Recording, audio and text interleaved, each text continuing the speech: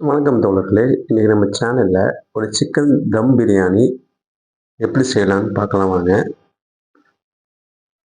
இதுக்கு ஒரு பாத்திரத்தில் ஒரு 2 கப் அளவுக்கு பாஸ்மதி அரிசி எடுத்துக்கோங்க.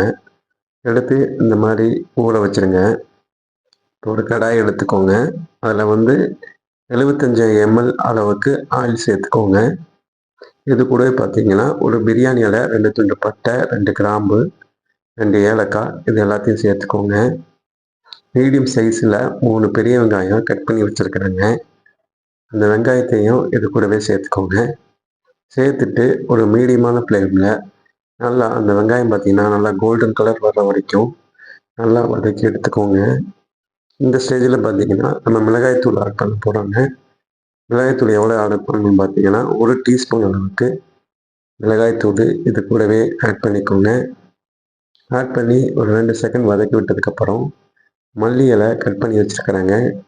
மல்லித்தலை கட் பண்ணி வச்சுருந்ததை இது கூடவே ஆட் பண்ணிக்கோங்க. ஆட் பண்ணிவிட்டு அதையும் ஒரு 3-4 செகண்ட் நல்லா வதக்கிக்கோங்க. பழையபடி பார்த்திங்கன்னா புதினா தலை கட் பண்ணி வச்சுருக்கிறாங்க. அதையும் இந்த ஸ்டேஜில் கொஞ்சமாக ஆட் பண்ணிக்கோங்க. ஆட் பண்ணிவிட்டு அந்த புதினா தலையையும் ஒரு 3-4 செகண்டு இந்த மாதிரி நல்லா வதக்கி விட்டுக்கோங்க.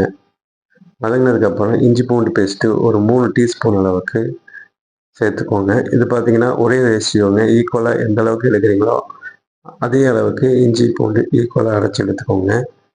அரைச்சி எடுத்தது ஒரு 3 டீஸ்பூன் சேர்த்து நல்லா வதங்கினதுக்கப்புறம் இது கூட பார்த்திங்கன்னா பச்சை மிளகா ஒரு 2 பச்சை மிளகா ஆட் பண்ணுறாங்க. பச்சை மிளகா ஆட் பண்ண உடனே தக்காளி பார்த்திங்கன்னா 3 தக்காளி மீடியமான தக்காளி கட் பண்ணி வச்சுருக்கிறோம். இந்த தக்காளியுமே ஆட் பண்ணிக்கோங்க. நீங்கள் 3 மீடியம் சைஸ் வெங்காயம் எடுத்தீங்கன்னா அதே அளவுக்கு 3 தக்காளி எடுத்துக்கோங்க. இந்த ஸ்டேஜில் உப்பு ஒரு டீஸ்பூன் அளவுக்கு எடுத்துக்கோங்க. 1 டீஸ்பூன்றது இதுக்கு போதுமான அளவாக இருக்குங்க. ஏன்னா நம்ம செய்கிறது பார்த்திங்கன்னா இப்போ 1/2 கிலோ அளவுக்கு தான் செஞ்சுருக்கிறோம். அதுக்கு உப்பு போதுமான அளவாக இருக்குங்க. நல்லா கெட்டியான தயிர் பார்த்திங்கன்னா ஒரு 100 ml அளவுக்கு சேர்த்துருக்காங்க. சேர்த்து அந்த தயிர் நல்லா இந்த மாதிரி வதங்கி அந்த எண்ணெய் பிரிஞ்சு மேலே வர வரைக்கும் இந்த மாதிரி நல்லா வதக்கி நல்லா குக் பண்ணிக்கிடுங்க. குக் பண்ணி முடித்தோடனே இந்த ஸ்டேஜில் சிக்கன் பார்த்திங்கன்னா பிரியாணிக்குன்னு சொல்லி ஒரு 1/2 kg வாங்கி இந்த மாதிரி நல்லா கட் பண்ணி வச்சுருக்கிறாங்க. அந்த பீஸை இது கூடவே இந்த ஸ்டேஜில் ஆட் பண்ணிக்கோங்க. ஆட் பண்ணிவிட்டு நல்லா ஒரு ஹை ஃப்ளேமில் இந்த மாதிரி நல்லா இந்த மசாலாவோட அந்த சிக்கனை நல்லா ஃபுல்லாக இந்த மாதிரி பரட்டி விடுங்க. இது ஸ்டேஜில் லெமன் பார்த்திங்கன்னா லெமன் ஜூஸ் ஒரு 1/2 டீஸ்பூன் அளவுக்கு எடுத்து வச்சுருக்குறாங்க. அந்த லெமன் ஜூஸையும் ஆட் பண்ணிடுங்க. ஆட் பண்ணிவிட்டு இந்த மாதிரி எல்லாம் நல்லா ஒன்றா கலந்து விட்டுக்கோங்க.